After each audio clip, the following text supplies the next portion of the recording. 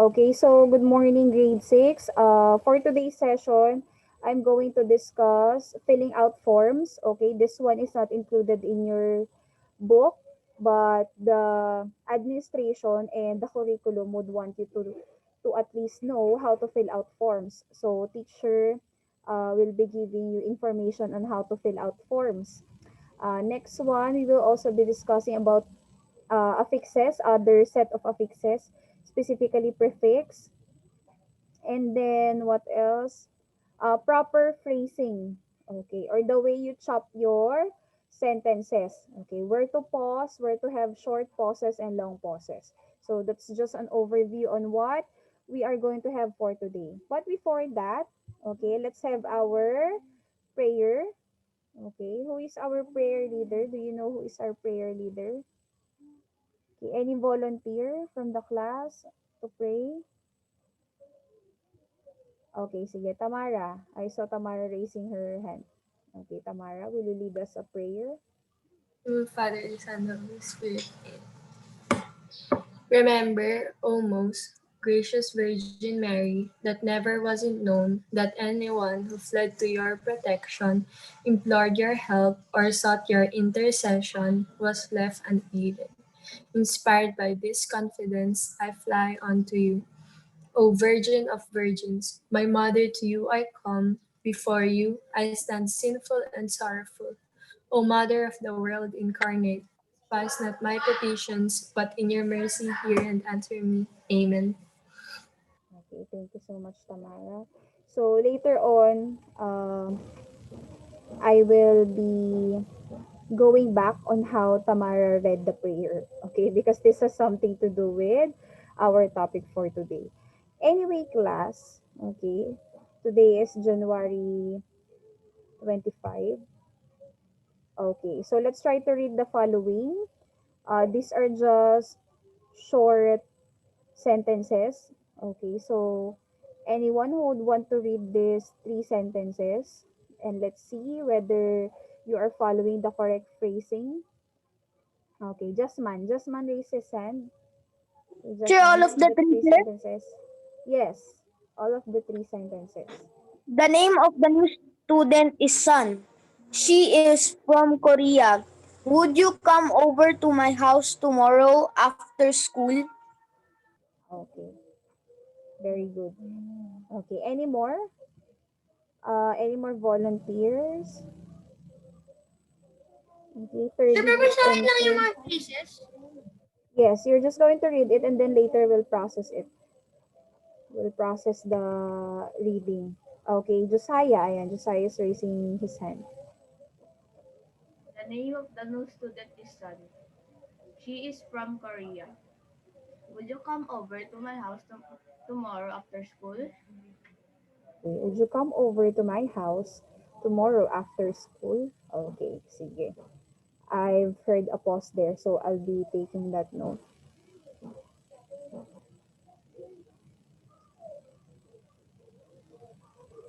Okay. Tapos meron yung nag-cut sa may before mag-after. Okay, may nag-cut before after, meron naman nag-cut before tomorrow. So, yun, those are some observations. Any more? Okay, Cedric, you were raising your hand a while ago. Okay, Cedric. Um, the name of the new student is Sun. She is from Korea. Would you come over to my house tomorrow after school? Okay, sige. Thank you so much. Okay, so here are some observations that I have seen on how you read the three sentences, I mean. Okay, so based on my observation, I have seen that if it's a short sentence, okay, you read everything in one uh, ng isang bagsakan, okay? And then you just pause on the period itself, okay? Which is correct. So tamang that is the correct way on how we read short sentences. If it's a short sentence, we just pause on the period, okay? And it's considered as a long pause. Okay? And if it's a long pause class, we use double dash to indicate it when we write it, okay? Double slash, I mean slash like that. But if it's a short pause, we only indicate a single slash. Okay, so you have read the first two sentences, right? But on the third sentences, I have noticed that there is this two person who varies their reading style. Okay? So, yung kanina, merong nag-pause after tomorrow, okay, which is before the word after, which is tama rin naman according to the principle. Because the principal class is you should pause, okay, before a preposition, okay, wherein, okay, after is an example of preposition. Okay, meron din namang nag-cut kanina before tomorrow. Okay, tomorrow indicates time. Okay, so let's try the sentence number 3, or it's in a form of question. Would you come over to my house tomorrow after school? Okay, sige, tingnan natin kung saan dapat talaga magpo-pause dito. Would you come over to my house tomorrow after school? Is that the proper way on how we should be phrasing it? Or would you come over to my house tomorrow after school? Okay, parang mas maganda yung cut niya kapag after ng is tomorrow. Okay, would you come over to my house? Pero parang masyado pa rin mahaba. Would you come over to my house tomorrow after school? Okay, ayun, nakuha natin. Mas magandang mag-cut ka dun sa house, and then tomorrow after school should be on a different one. Okay, would you come over to my house tomorrow after school? Okay, yes, it's better. Okay.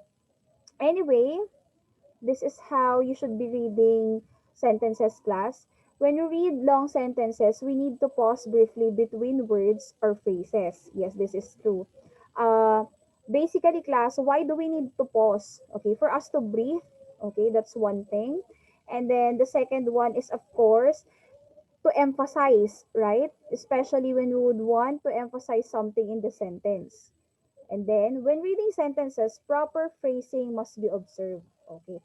Actually, class, there is no proper guidelines on how to phrase your sentences carefully, but there are certain rules also. Okay. Wala naman siyang dinidikta na super definite kung saan ka magpo-pause. But the thing is that meron pa rin naman tayong sinusunod in terms of phrasing. Okay. So, here are these things. Okay, but before that, let us define what is phrasing so that you know what is phrasing. Kanina pa binabanggit ni teacher, what is phrasing? So phrasing is the process of putting words together into meaningful units to convey a clear thought when speaking. Okay. Si Sydney mukhang nag-enjoy sa kanyang effects doon. Sydney, are you still listening? Yeah, I hope you're still listening. Okay. In a simple term, okay, phrasing is the way we chunk the word, okay, the words in a sentence when you read them. Yes. Ito yung pinakamadaling definition ng phrasing. It's the way you chunk. When we say chunk is you, what do you call this? You stop, okay, or you cut onto that part in order for the sentence to be what? To be clear, okay, to be what do you call this? To deliver it carefully to the readers, okay, or to the listeners. Anyway, so these are the usual areas when we pause. Okay, so time expressions. We pause when there is a time expression. What are examples of time expressions? Last night. Okay, tomorrow. What else? Yesterday. What other examples of time expressions do you know, class? Anyone who would want to give me an example of time expressions? Okay, Sydney, you're raising your hand. Do you have something in your mind right now? Sydney? Sydney? Sir, nakalimutan ba ba? Napindot mo? Okay, sige. I'll just call you Angela. Any other time expressions? This morning. Okay, yes. This morning, okay, I came to pick up the mail. Okay, yes. So we pause there to indicate or to emphasize that you did the action this morning. Okay, very good. Any more examples of time expressions? Kezaya, and Kezaya is raising her hand also. Last week. Okay, yes, last week, last month. Okay. And now let's proceed with prepositional phrases. Okay, of the new student. Basically, class, a prepositional phrase is a phrase that starts with a preposition. What are prepositions that we have? In, under, below, beside, ganon. Okay. And I have here other examples. Wait, I wrote something a while ago. Okay. On the countertop. Okay, that's an example of prepositional phrase also. Why do we pause there when we have a prepositional phrase in the sentence? We pause there in order for us to emphasize where is the location of the object that you are pertaining to in the sentence. Okay. Noun phrases. Okay. The name. Okay. My house. Okay. What are noun phrases, class? Noun phrases is like a noun equivalent. When we say noun equivalent, it came from a noun. Okay, and then it is considered as an entire subject in the sentence. Okay, it is a phrase that is built out from a noun. Yun yung noun phrases. Okay, example ng noun phrases, the little girl. Okay, the chocolate cake, a cute puppy. Okay, pretty girls. O, diba? Hindi lang siya single word. That's why it's considered as a phrase. Then verb phrase, of course, it's the other part of the sentence. Okay, the predicate wherein it starts with the verb. Okay, is son or being observed. Okay, other verb phrases that we have, uh, whispered softly. Okay, so that's an example of verb phrase also.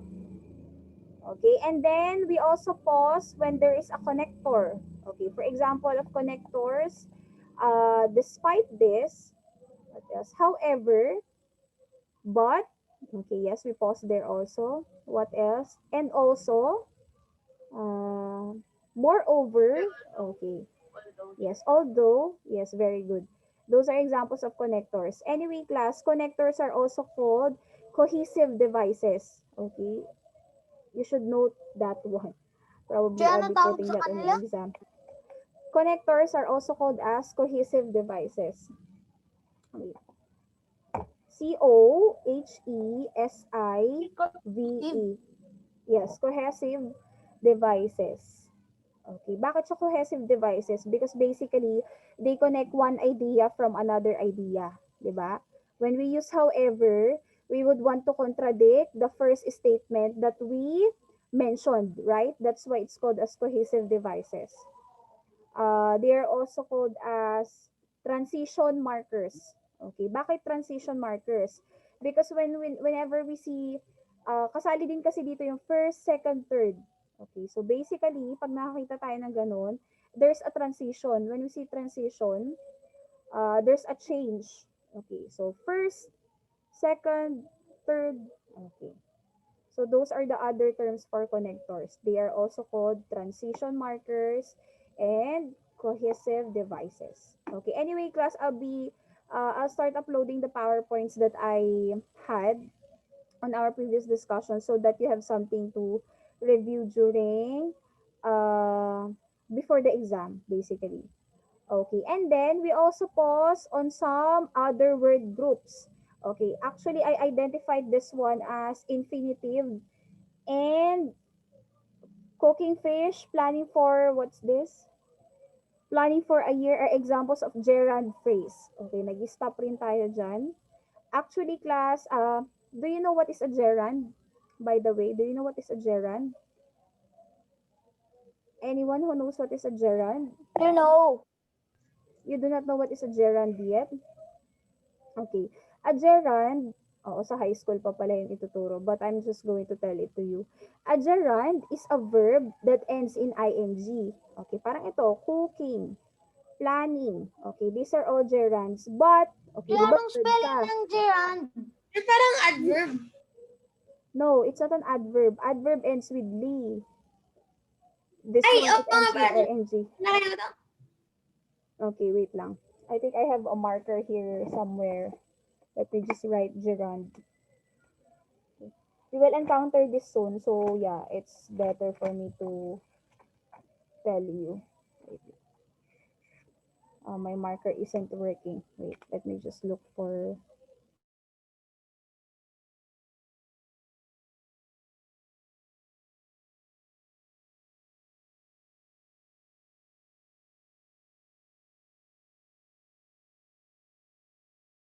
Okay, I found a marker.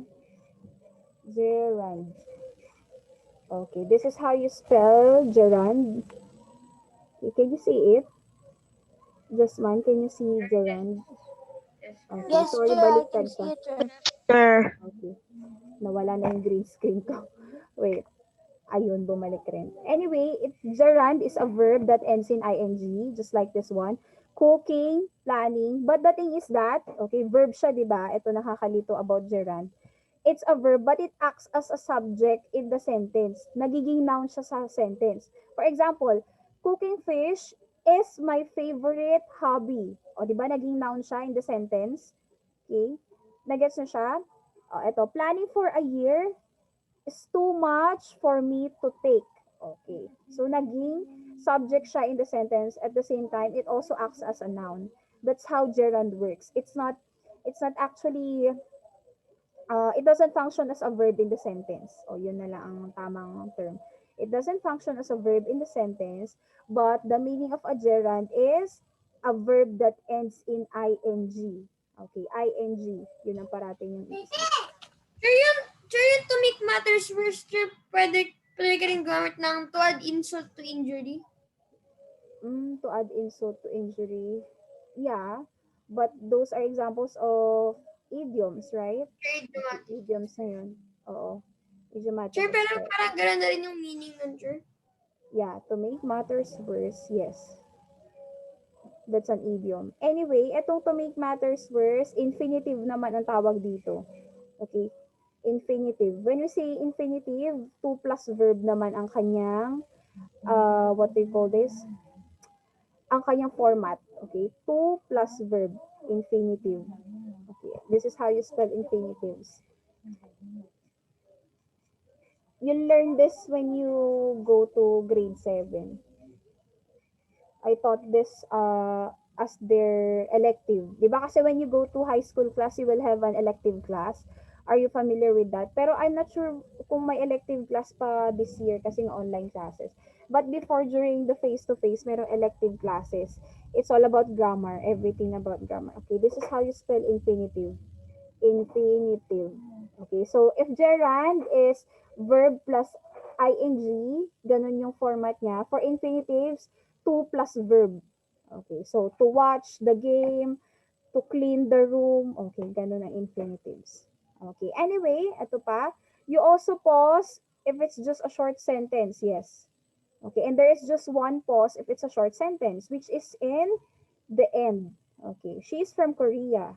Okay, so you pause on the Korea on the upon mentioning the last word. Dennis leaves later. Okay, you don't pause anywhere else aside from later. Okay, so I have here other examples. Okay, so I have already mentioned this one a while ago that a single slash, short pause lang. Okay, you use it when there is a comma. And ito, yung mga to, yung mga binanggit natin kanina, short pauses lang itong mga to. Okay? But if it's already the end of the sentence, of course, you need a longer pause. Okay? Double slash na po ang gagamitin natin. Okay. So, let's try to read this one. So, si teacher mo na magbabasa. Okay, this is a noun phrase, yung first part. And then, we have a verb phrase, kaya siya nag-cut. And then, whether they are foreigners or not. So, there is a comma. Pag may comma, immediately, it's a short pause. Okay, no need to think. It's a short pause. Okay. Part of the Filipino culture is to always treat guests warmly, whether they are foreigners or not. Okay, yes, maayos yun. Kaysa naman dire-diretso like this. Part of the Filipino culture is to always treat guests warmly, whether they are foreigners or not. O, di ba? Do you see the difference? On the second time that I have read the sentence, I only pause on the, okay, on this part, on the comma. So, dito medyo, I was I was trying to get Bakit di nila my... i-use yung period, Chair? Ba't yung slash? No,